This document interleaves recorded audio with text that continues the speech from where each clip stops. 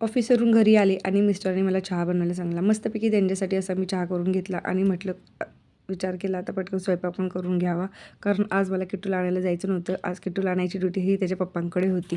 तर इथं मी बटाट्याचं कालवण करत आहे. तर तुम्ही बघू शकता मी बटाट्याचं कालवण कसं पद्धतीने केलं. मी लसूण, मोहरी, जिरं, सगळं एकत्र टाकून घेतले आणि बटाटे पण त्याच्यामध्ये टाकून घेतलेत आणि ते थोडंसं तेलावर मी जरा भाजून घेतले आणि त्याच्यानंतर मी गरम पाणी केलेलं ते त्याच्यामध्ये ॲड केलं आणि ते जेव्हा कालवणाला उकळी येते ना तेव्हा त्याच्यामध्ये शेंगदाण्याचा कूट वगैरे टाकून घ्यायचा. इकडं माझं कालवण शिजते तोपर्यंतच मी इकडं भाकरी वगैरे पण करून घेतल्या.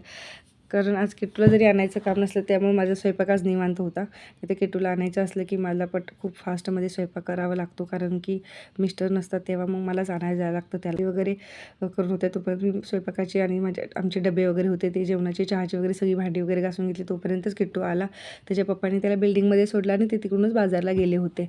नंतर किट्टू आला की घरी त्याला खूप आनंद होता आणि खूप खुशच असतो तो. घरी आल्यास उड्या वगैरे मारायचं काम चालू असतं. नंतर मिस्टर पण आले आणि त्यांनी किट्टूसाठी एक गोष्ट आणलेली ती फायनली आता जे ट्रेंडिंग चालू आहे ना तेच ते आणलेलं, तसे हेडफोनवाले ते.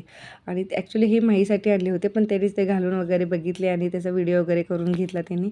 आणि मिस्टरांनी इथं सगळं काही भाजी वगैरे आणलेलं ते सगळं माझं आवरायचं काम चालू होतं. चला तुम्ही चॅनलला सबस्क्राईब करा. ओके बाय, भेटूया नेक्स्ट व्लॉगमध्ये.